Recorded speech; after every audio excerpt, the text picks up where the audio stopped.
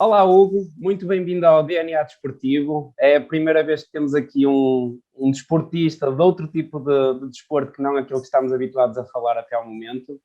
O Hugo, para quem não sabe, é copiloto de rallies profissional, mas teve um passado que começou um bocadinho no futebol. E é isto que vamos querer saber sobre ti, Hugo. Eu sei que tens aqui uma carreira já com algum sucesso ao nível dos rallies, mas começaste no futebol. Como é que é este começo aqui da tua vida no desporto, neste caso?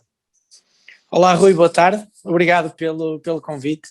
É sempre um prazer enorme poder partilhar um bocadinho da minha carreira e também da minha experiência de vida enquanto desportista.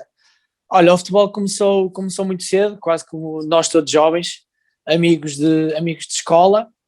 Jogava lá no clube da minha terra, um clube de uma freguesia em Faf, porque eu sou natural de Faf.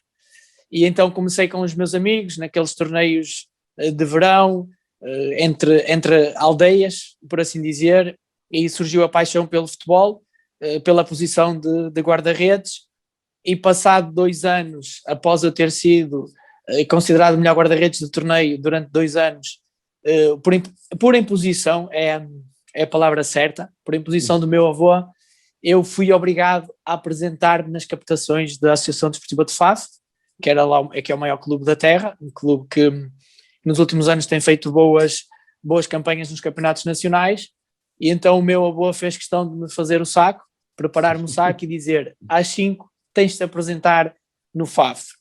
Eu fiquei um bocado reticente e disse ao meu avô: olha, eu não vou, não quero, não, tens que ir, é uma ordem minha e tens de apresentar. É curioso que eu apresento nas captações, era o último dia de captações, era ali que se iam fazer todas as escolhas finais. O FAF já tinha 2 guarda-redes, na altura eram iniciados, agora os escalões mudaram um bocadinho de nome e de categorias, e confesso que eu não estou muito por dentro e não sei. Na altura eram os iniciados, já tinham 2 guarda-redes e precisavam de um terceiro guarda-redes. E eu era um no meio de 5, em que os outros 5 já tinham feito 15 dias de treinos e eu fiz apenas um. Fiz apenas um e eu disse: bem, eu não venho aqui fazer praticamente nada porque eu não vou ser escolhido. E fui escolhido. E acabei por ser escolhido e começou aí a minha paixão pelo desporto, basicamente pelo desporto e pelo futebol, e fiz 2 anos de iniciados no FAF. Nesses primeiros anos eu não joguei muito na posição de guarda-redes. É curioso que no meu segundo ano de iniciado o meu treinador considerou que eu era melhor a defesa esquerda, que eu tinha um fabuloso pé esquerdo, e eu na fase final, nós apuramos para a fase final lá da nossa série para disputarmos a subida, que era um campeonato feito entre as 3 melhores equipas das 3 séries, e eu de guarda-redes passei a defesa esquerda, e então passei de guarda-redes suplente a jogador titular. E pronto, e fiz essa fase. Depois no meu segundo ano de juvenil tinha também um clube lá da terra que estava interessado, o Golães, exatamente, que estava interessado em mim, porque eu não jogava muito a guarda-redes, disputava o mesmo campeonato que o FAF, então eu aceitei o desafio, porque eu disse: pá, eu quero jogar, eu não quero só fazer parte, eu quero jogar. Claro. E então eu fui jogar para o Golães, fiz duas excelentes épocas na altura de juvenis. Curiosamente era um guarda-redes que marcava golos durante a época, marcava penaltis, marcava livros diretos e iria fazendo uns golos durante a época. E depois no final dos anos de juvenis regressei ao FAF. Era curioso que os melhores jogos que eu fazia era sempre contra o FAF. Eu tinha vamos dizer, aquela raiva de mostrar que eu merecia estar lá, e as coisas corriam sempre bem. Regressei ao FAF no meu primeiro ano de júnior, joguei sempre e comecei a treinar com os séniores, e eu no final do meu primeiro ano de júnior, creio que, se não estou em erro, um dos guarda-redes dos séniores lesionou-se. Os séniores só tinham 2 guarda-redes e socorriam-se sempre a um guarda-redes dos júniores. Eu comecei a treinar com os séniores, a ser convocado para os jogos dos séniores e a jogar nos júniores, e aí surgiu o meu primeiro contrato profissional. Depois o segundo ano de júnior praticamente foi o inverso. eu treinava e era convocado sempre com os séniores e ia jogar aos júniores. Estreiei-me também a sénior nesse ano e fiz cerca de 4, 5 épocas no FAF como profissional. Sim, tu tens aqui os registros que eu encontrei, tu tens 3 épocas como sénior na equipa do FAF, da ADIA FAF. Sim, eu 3 épocas, mais a primeira época ainda fazia parte dos júniores. Eu joguei cerca de 3, 4 épocas nos séniores. Depois decidi deixar o futebol, mas antes de deixar o futebol ainda fiz uma época no Cerzedelo, em Guimarães. Curiosamente joguei com o Pedro Meireles, que é outro colega dos ralis. Fomos campeões distritais e depois daí eu decidi abandonar o futebol porque surgiu a oportunidade de fazer ralis. Eu confesso, e toda a gente sabe, e mesmo a malta do futebol sabia, que a minha grande paixão sempre foi os ralis. Então deixei o futebol e dediquei-me a 100% aos ralis, havendo nesta transição de futebol, porque era o meu ganha-pão, era onde eu ganhava o meu ordenado. Entre esta transição futebol-ralis, eu arranjei um trabalho para poder ter fonte de rendimento, sustento, e então passado 3, 4 anos de me ter iniciado, aí sim decidi dedicar-me a 100% aos ralis, porque surgiram muitos convites e então eu tive que optar por ou ter um trabalho dito normal, ou então dedicar-me à carreira de copiloto, e eu apostei e acho que foi uma aposta ganha. Certo. Mas só agora aqui uma parte, fiquei muito curioso. Havia aí um pé esquerdo, uma canhota de ouro, no fundo. Era um Rogério Ceni ali da zona de Faf. Sim, por acaso havia o meu pé esquerdo fazia algumas maravilhas, principalmente a marcar penaltis e livres, é verdade, e quem me acompanha no futebol sabe que isso é verdade, que eu tinha um bom pé esquerdo e não era por nada que os meus treinadores punham-me sempre a fazer uma perninha ali, a defesa esquerda, lateral esquerdo. Confesso que eu não sei, eu acho que a paixão por guarda-redes começou porque o clube da minha terra foi campeão e o guarda-redes ofereceu uma camisola. Eu acho que foi por aí que começou a paixão pelo guarda-redes e pela baliza. E eu depois comecei a treinar e o treinador lá achou que eu tinha jeito, mas inicialmente eu gostava de ser extremo esquerdo, defesa esquerdo, porque eu tinha um pé esquerdo que ainda fazia alguns gols. Fazia ali algumas coisas. E no fundo, esta passagem, antes de passarmos aqui para a parte dos ralis, e estes anos todos no futebol, o que é que te trouxeram que se calhar hoje em dia ainda sentes que é essencial na tua carreira, estes anos todos no futebol? Olha, trouxe-me um grande sentido de responsabilidade, porque eu estive ao serviço de um clube e tinha que cumprir todos os requisitos. Ensinou-me a trabalhar em grupo, o que é fundamental, a respeitar todos os meus colegas, a respeitar a ideologia de um clube. Isso é muito importante também para os ralis, e incutiu um espírito de trabalho forte, e, essencialmente, que é preciso trabalhar diariamente para que os resultados apareçam, e foi isso as principais bases que eu trouxe do futebol e que atualmente são muito importantes e que me ajudam nos ralis. E depois, sabemos que tu és de Faf, capital dos ralis em Portugal, não é? E, é o que dizem. É o que dizem, não é? E já havia aqui este gostinho então pelos ralis desde novo. Sim, porque assim, Faf permitiu-me sempre a mim e a toda a malta da minha geração termos 2, 3 provas por ano. E eu vivia numa aldeia em que o rally passava relativamente perto. Depois andava na escola, onde as equipas dormiam num hotel junto à escola, preparavam os carros à margem da estrada. Ou seja, começou ali uma paixão desde muito novo. O meu avô foi o responsável por eu ter ido para o futebol e foi o responsável pela minha paixão pelos ralis. O primeiro rally que eu vi foi com o meu avô.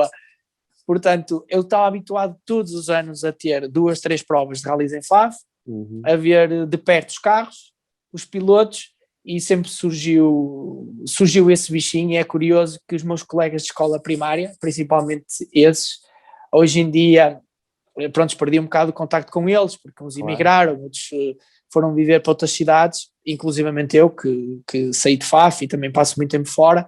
Vamos comunicando e é curioso que eles ainda hoje fazem questão de relembrar que eu sempre tive esta paixão pelos ralis e que no recreio de escola que os punha a correr pelo monte fora, fazermos barulho como aos carros e aos saltos e dizer tu és piloto A, tu és piloto B, isso é giro perceber que passado 20 anos, 25 anos, eles lembram-se e têm bem presente que eu sempre fui um apaixonado pelos ralis. Pelos ralis.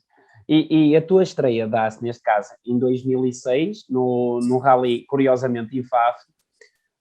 Como é que foi, no fundo, nunca tiveste aquele interesse pelo parte de ser piloto? Ou havia sempre o interesse do copiloto? Não, olha, isso é uma pergunta muito frequente e acho que toda a gente me pergunta isso, inclusive aos meus pilotos, se eu nunca tive a paixão e a vontade de ser piloto. Não, nunca tive. Surgiu, a primeira oportunidade que eu tive de correr foi como copiloto e sempre me interessei por essa função. Não sei explicar muito bem, talvez pelo facto da área de copiloto abranger muitas mais coisas e eu gostar dessa área de logísticas, de preparação, também um bocado uma componente psicológica com os pilotos, que eu gosto de trabalhar essa área, e surgiu essa paixão. E o primeiro rally foi com o Daniel Ribeiro e foi por brincadeira. Estávamos num café e ele disse que gostava de fazer um rally, queria que eu fosse o copiloto dele. Eu não sabia praticamente nada, não sabia. Claro. E ele também não tinha carro e eu disse-lhe, olha, tu queres fazer um rally? Eu não percebo nada de copiloto, nós não temos carro. Ele, não te preocupes, eu vou comprar o carro, tu vais aprender a ser copiloto e depois vamos os dois à procura de patrocínios. E foi assim que começou. Arranjamos uns patrocínios, uns de 50, outros de 100, outros de 200 e foi um conjunto de situações que proporcionou. Curiosamente, houve uma pessoa que é nosso amigo, que disse que levava algum dinheiro e que fazia questão de fazer o rally com o Daniel, e o Daniel, como não tinha dinheiro, disse, ok, então vou fazer o rally contigo, mas vais comigo ao dia de testes. E eu fiquei de parte. Eu passei de prioridade a suplente. Só que nos rallies não se joga com o pé esquerdo, senão eu tinha ido para outra. Eras tu titularíssimo. Tinha ido para outra posição. Entretanto, ele fez um teste com ele, não gostou e disse, não, foi algo, tens que vir comigo. E foi assim que começou a minha carreira. Entretanto, eu fiz alguns anos com o Daniel, ganhámos o troféu Model Stand, mas eu sempre coloquei objetivos e sempre quis fazer mais. Eu disse, e as pessoas têm bem presente, que desde o dia que me dediquei aos rallies, desde esse primeiro rally, que eu gostava de atingir o maior patamar possível. E então dediquei-me e pronto, tive que deixar de correr com o Daniel porque entretanto ele também não teve outras condições, claro. Ficou um bocadinho ali naquele patamar e é curioso perceber também que os meus pilotos percebem que eu tenho outras ambições e eles são os próprios a dar-me um empurrão e a dizer segue, procura outro caminho porque comigo já não vais passar disto. Depois. E depois deste primeiro rally, como falaste, tu andaste aqui há alguns anos com o Daniel e depois, em 2008, dás também a tua primeira prova no estrangeiro. Mas tu há pouco referiste aqui uma coisa que eu achei interessante, que é, as pessoas se calhar não têm um bocadinho noção do que é ser um copiloto. Vamos primeiro por aí, o que é ser um copiloto? Que tipo de organização é que tens que fazer em especial para uma prova? Porque não é só chegares ao carro, dizer esquerda-direita e acabou a prova. Tu tens aqui muitas componentes que tens que trabalhar aqui por fora. O que é ser um copiloto?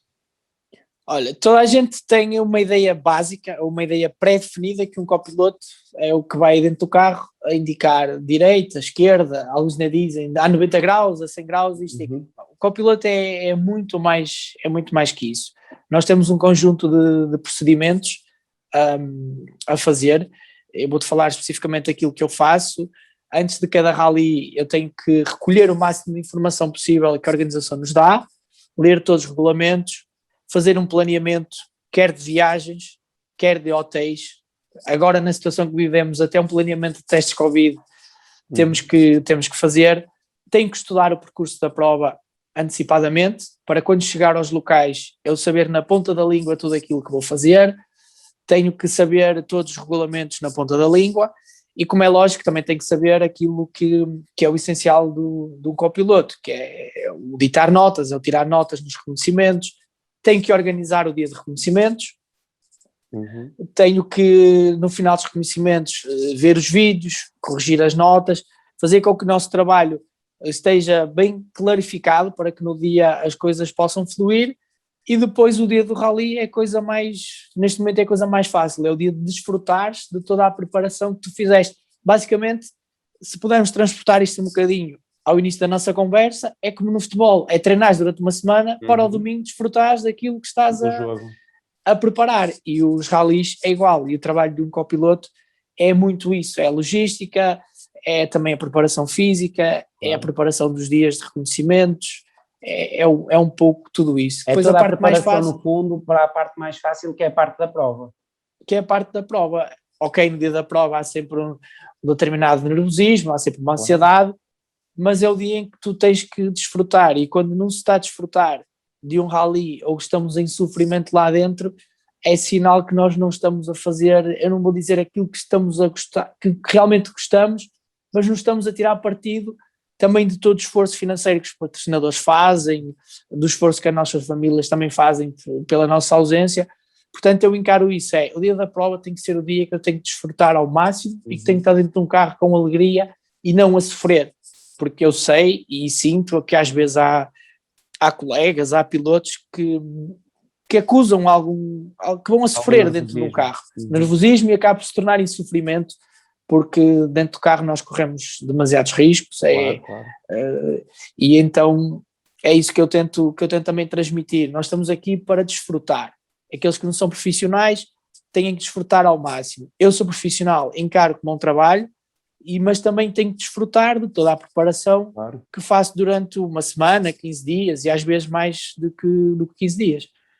E então, nesta preparação, por exemplo, como é que foi a tua primeira experiência na altura no Rally de Ferrol, que é a tua primeira prova no estrangeiro, no Rally em Espanha? Como é que está, por exemplo, a tua preparação nessa altura para um Rally, sabendo tu já de antemão que tinhas que fazer esse tipo de preparação, no fundo? Olha, na realidade a preparação não foi bem feita como é feita agora, porque em todos os rallies eu vou aprendendo sempre um bocadinho.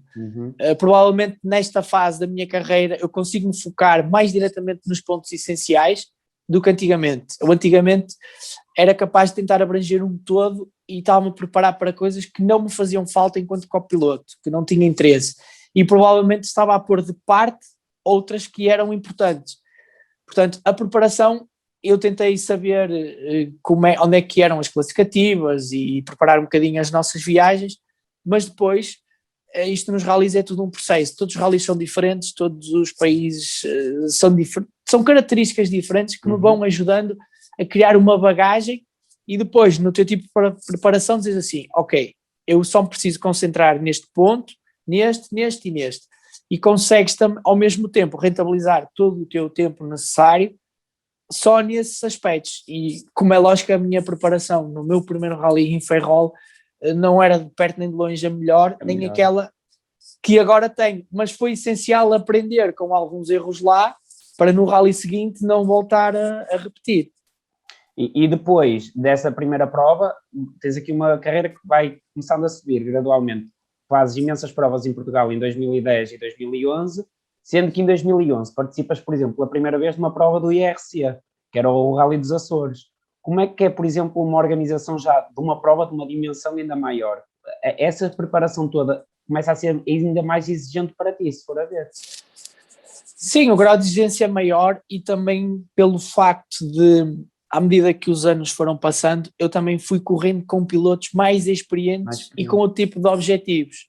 Portanto, quanto maior era o objetivo, maior tinha que ser o meu grau de preparação. Portanto, eu tinha que estar sempre mais atento e tentar estar um bocadinho mais à frente para corresponder a esses objetivos. Mas é uma realidade que quanto maior é o nível do rally, IRC, WRC, mais bem organizadas são as provas, o que ao mesmo tempo te dá outro tipo de confiança, porque tu sabes que aquilo é conforme está estipulado, e permite com que tu não te preocupes tanto com outras coisas a não ser com o teu trabalho, porque sabes que aquilo vai acontecer àquela hora que está programado, que as coisas são assim, que as coisas são assado. Ok, pode haver uma outra alteração, mas é a realidade. Quanto maior é o nível do rally, melhor organizado ele está, o que torna a nossa vida mais fácil. A vossa vida mais fácil neste caso. E depois, no ano 2012, neste caso, tu tens aqui a participação no WRC Academy, com o João Silva. como é que é participar numa prova, neste caso eram provas ligadas um bocadinho à parte dos campeonatos do mundo, em que participas, por exemplo, a primeira prova que participas é o Rally da Acrópole, na Grécia. Como é que é, por exemplo, uma preparação de um rally de um campeonato do mundo, neste caso? Olha, neste caso tenho uma história curiosa com essa preparação. A primeira preparação foi uma preparação mental, porque nem eu, nem o João tínhamos cheio ok, correr em Espanha é quase como corremos em casa, mas correr na Acrópole, viajar sozinhos, só nós dois, numa aventura, primeiro foi uma preparação psicológica muito grande.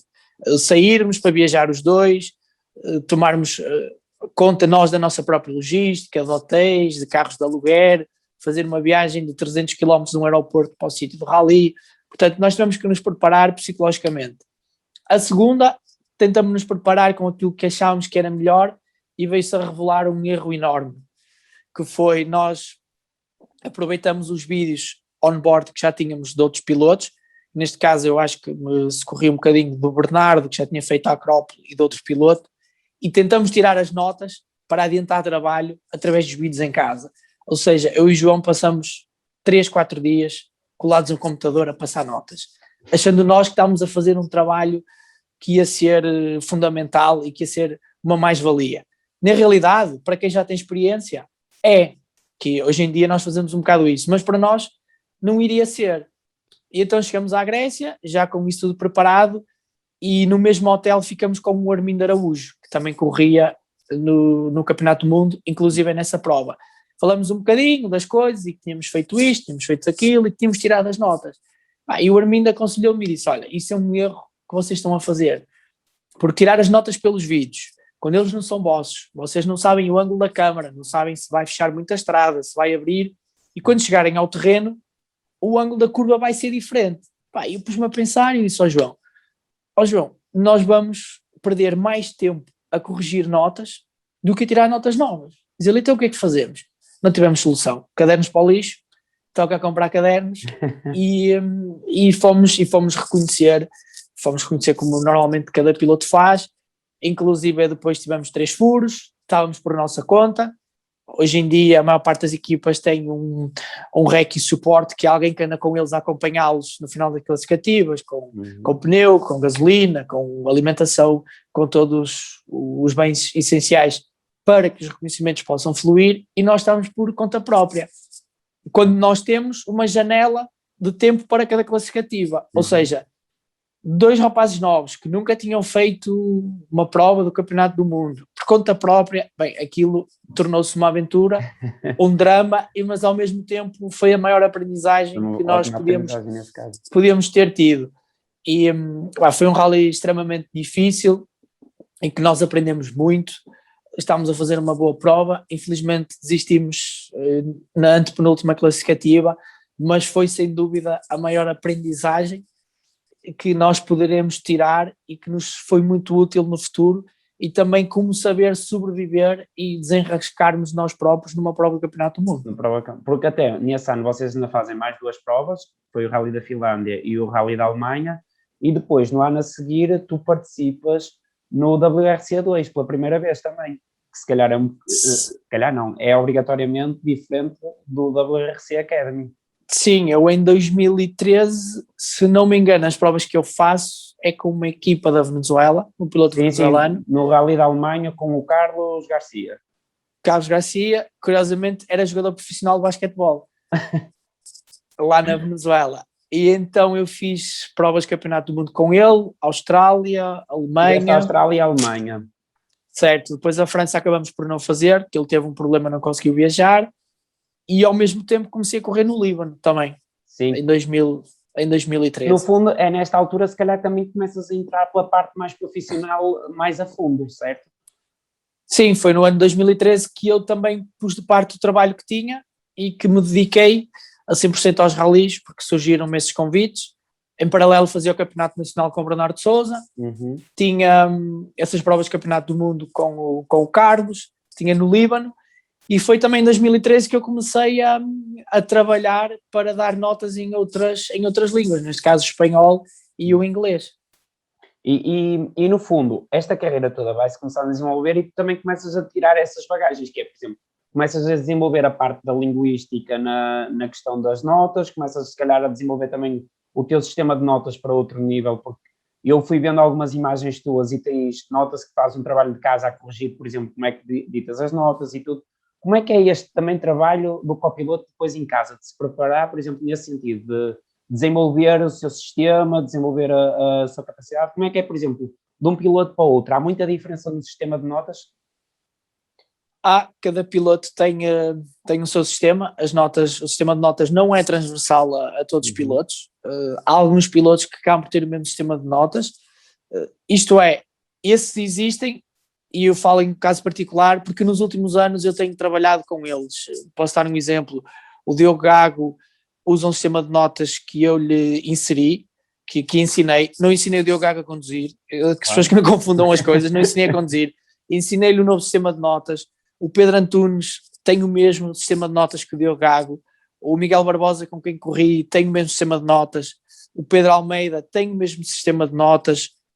Na altura, quando fiz um rally com o Pedro Paixão, também tinha o mesmo sistema de notas, embora ele tenha atualizado ou posto alguma coisa que se identifica melhor. Ou seja, estes pilotos têm porque eles recorreram a mim para eu introduzir o novo sistema de notas que fosse mais prático e mais eficaz para eles.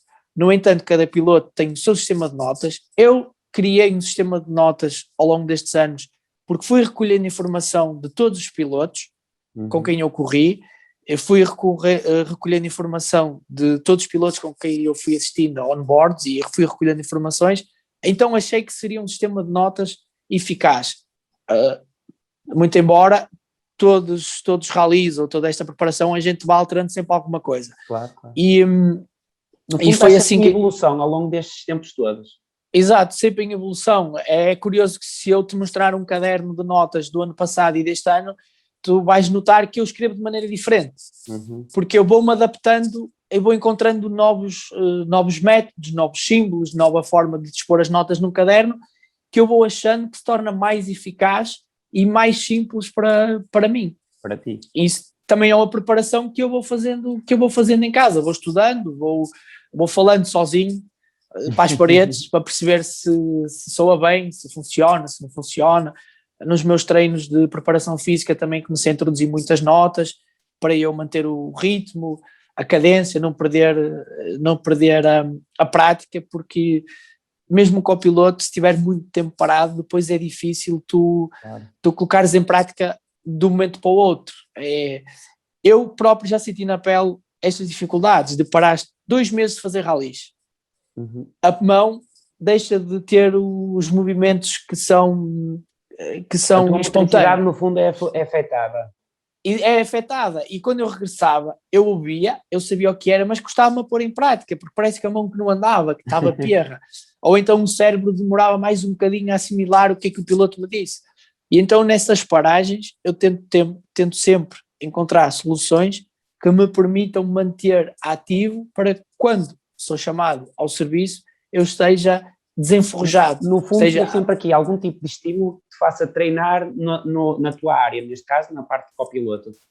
Exato. Basicamente, o propósito principal, o objetivo principal é esse. Sim. E tu depois, tens em 2014, também fazes o WRC2 com o Bernardo Souza. Como é que foi, por exemplo, falaste há bocadinho que fizeste com um venezuelano, venezuelano, foi? E Sim. Como é que é depois fazeres, por exemplo, com o Bernardo Souza, um campeonato com uma estrutura portuguesa, em que se calhar tinhas mais facilidade até mesmo para treinar e tudo? Como é que se dá esse processo de participação no WRC2 com o Bernardo Souza? O Bernardo já tinha feito anteriormente provas de campeonato do mundo, inclusive é o WRC, antigamente era o SWRC. Em 2013 nós começamos a correr juntos e então no ano 2014 surgiu a oportunidade de ele voltar ao WRC2, que antes era o lugar dele, falando diretamente era o lugar dele, porque o Bernardo é um piloto de um campeonato como o WRC, e corremos com a nossa própria estrutura. As coisas acabaram por ser mais facilitadas porque éramos todos portugueses, preparávamos todos a prova no mesmo sítio, na mesma oficina, passávamos muito tempo juntos, portanto foi um ano fantástico, foi um ano também em que aprendi muito, E, e como a todos os pilotos, eu agradeço a todos os pilotos as oportunidades que me deram, porque sem eles eu não era a pessoa que sou, e não faço diferenciação entre nenhum, porque eu aprendi com todos me dão e deram a oportunidade de fazer aquilo que mais gosto, e o Bernardo deu-me a oportunidade também de entrar num campeonato do mundo a sério, a lutar pelas vitórias, e foi uma grande aprendizagem, porque o ritmo é maior, e isso obriga-te também a evoluir enquanto copiloto. E depois também tens aqui outro salto, que é em 2017, em que andas com o Bruno Magalhães, em que vocês são vice-campeões europeus no ERC, e também é aqui neste ano, que eu pelo menos encontrei, que tu és também campeão nacional de todo-terreno. Como é que é esta passagem do rally também para o todo-terreno? Como é que é trabalhar?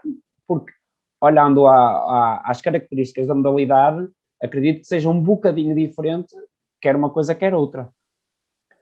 O todo-terreno já tinha surgido em 2014, curiosamente no ano em que eu vou com o Bernardo para o Mundial.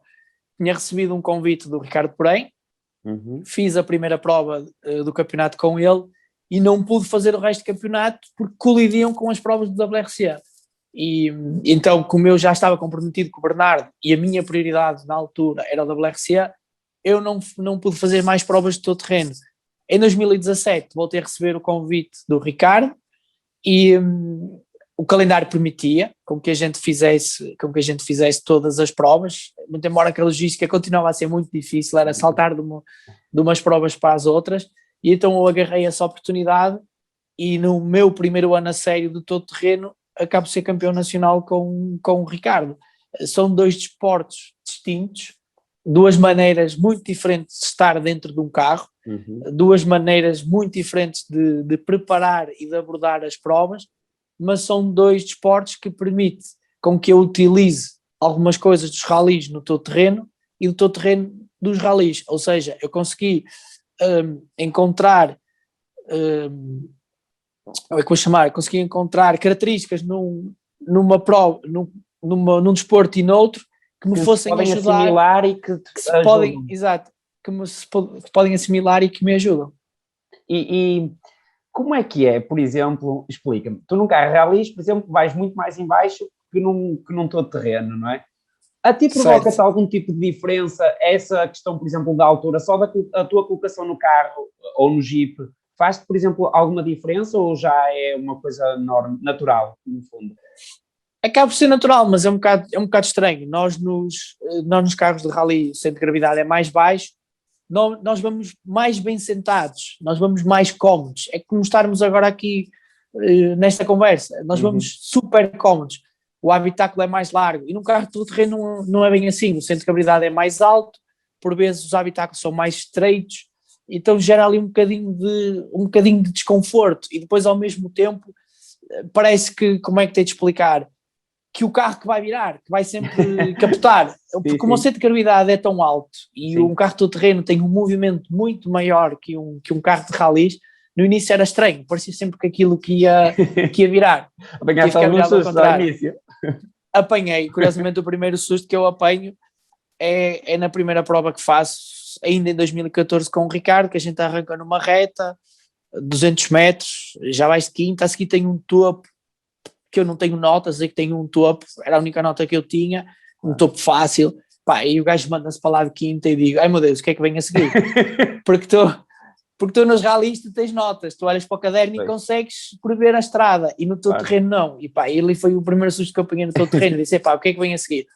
Depois apanhei mais alguns, porque o teu terreno é à vista, nós nunca sabemos aquilo que vamos encontrar para a frente, na totalidade, não é? Sabes que podes encontrar este perigo ou aquele, mas não consegues saber tudo como nos ralis, que nós nos ralis temos reconhecimentos, uma preparação prévia, e no todo terreno não, e aí eu tiro o chapéu aos pilotos de todo terreno, porque nos ralis tens uma dose de loucura muito grande, mas do todo terreno eu acho que ainda tem maior, porque eles mandam-se para determinados sítios sem saber o que é que está para a frente, e a gente às vezes respira fundo, mete mais ar e diz o que é que virá a seguir, ou então será que isto vai passar?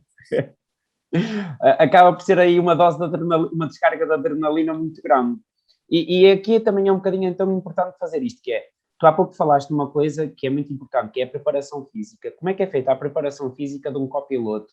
Que tipo de trabalho é que tu fazes? E que é importante as pessoas perceberem que é necessário fazer para seres copiloto?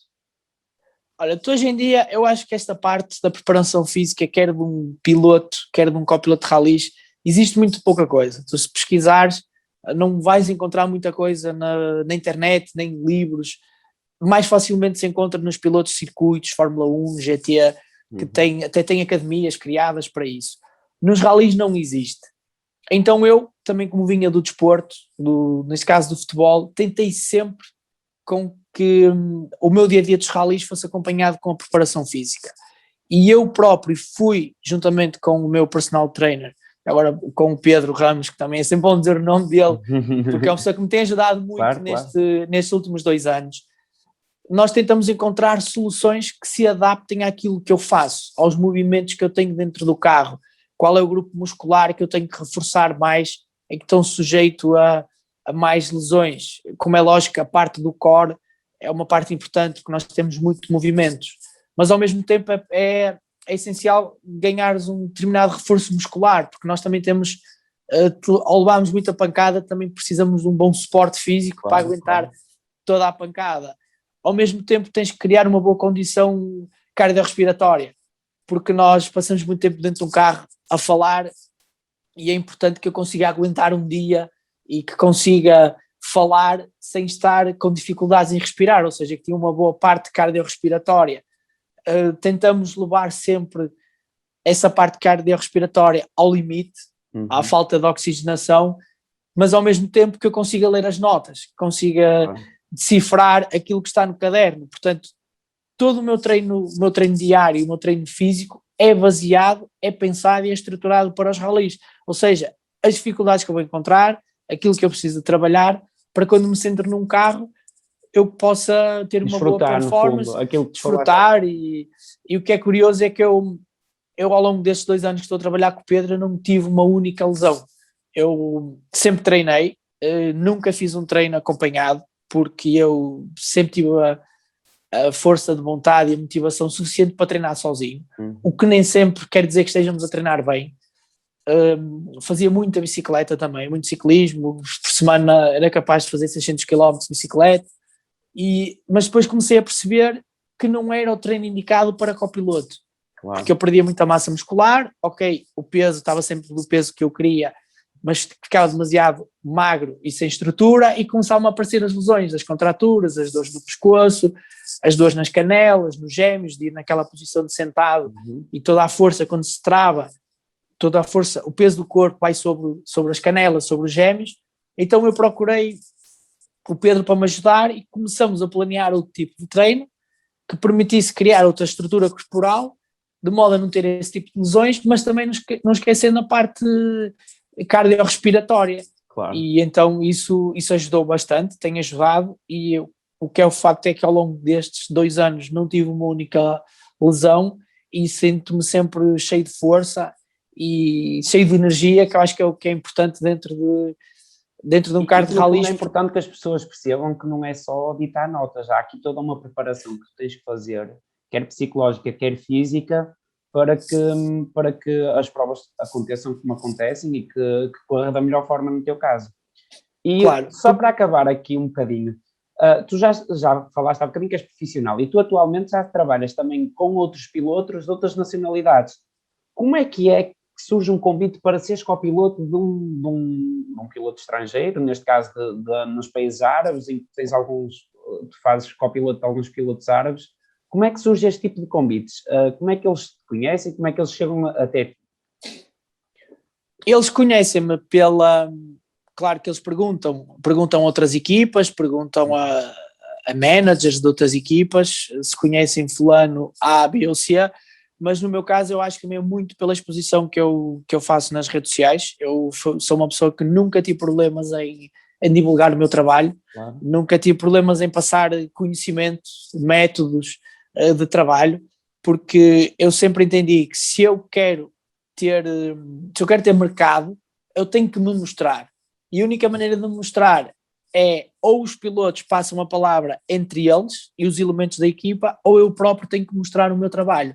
E eu acho que é um bocado isso. As pessoas vão vendo o meu trabalho, conseguem perceber que eu sou profissional dos ralis, que eles todos os dias veem que o Hugo Magalhães faz qualquer coisa para os ralis, ou vai para o terreno trabalhar com outros pilotos, ou está em casa a trabalhar nos vídeos, ou está no ginásio a trabalhar, mas inclui notas e essas coisas todas, ou então eles perguntam a outras pessoas e esses pilotos procuram sempre alguém profissional, que seja 100% dedicado a isto, e é daí que surgem os convites. Depois de entrares num determinado círculo, as coisas tornam-se muito mais fáceis, porque eu também faço provas do Campeonato do Mundo, faço provas do Campeonato da Europa, faço provas do Campeonato do Médio Oriente, ou seja, eu acabo por estar em todos os campeonatos e as pessoas vão conhecendo, e há uma coisa curiosa que eu sempre aprendi no futebol, e eu acho que é daí que também vem muito o meu rigor.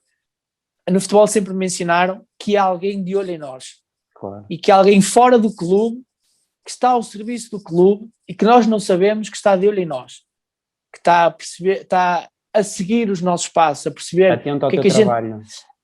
Exato, a perceber o que é que a gente faz fora de futebol, se cumpre com os regulamentos da equipa, muito diretamente, se sair à noite, se ia para a cama cedo, claro. Há sempre alguém de olho em nós, e eu sempre entendi que nos ralis é a mesma coisa, que além daquelas pessoas que estão diretamente envolvidas nas equipas, há sempre alguém de fora que está de olho naquilo que eu faço, e eu acredito nisso e trabalho e também cumpro e sou rigoroso porque sei que isso acontece, e muitas vezes os convites chegam por aconselhamento dessas pessoas exteriores que dizem assim, olha, está aqui fulano que seguramente vai servir aos interesses do projeto. E no fundo, no culminar desta conversa, ainda existe aí o sonho de chegares a uma equipa profissional da WRC?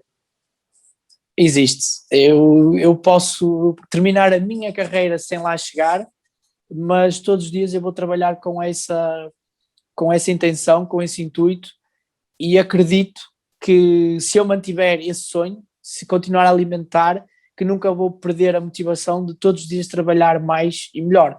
No dia em que eu perder a ambição de chegar a uma equipa oficial, mesmo sabendo que vai ser muito difícil, eu acho que eu vou estagnar e provavelmente não vou continuar a evoluir, e vou parar num determinado patamar. E agora, para acabar, umas perguntas assim mais rápidas. Rally ou todo terreno?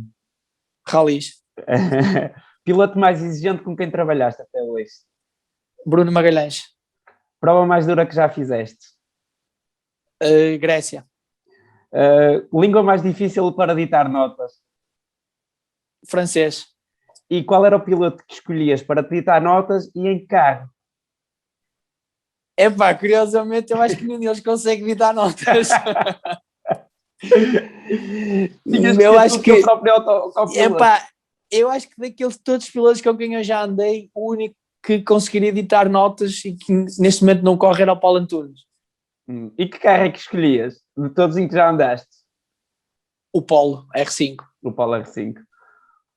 Hugo, muito obrigado por esta partilha, foi mesmo muito interessante. Trazemos aqui alguém de um contexto um bocadinho diferente e que neste caso também é profissional, para as pessoas perceberem que uma carreira não é só chegar, no caso dos rallies, não é só chegar ao banco, dizer ali esquerda, direita, topo, curva fechada, não sei bem, e perceber um bocadinho isso, até para as pessoas perceberem que há muito trabalho por trás e muita dedicação e neste caso muita força de vontade.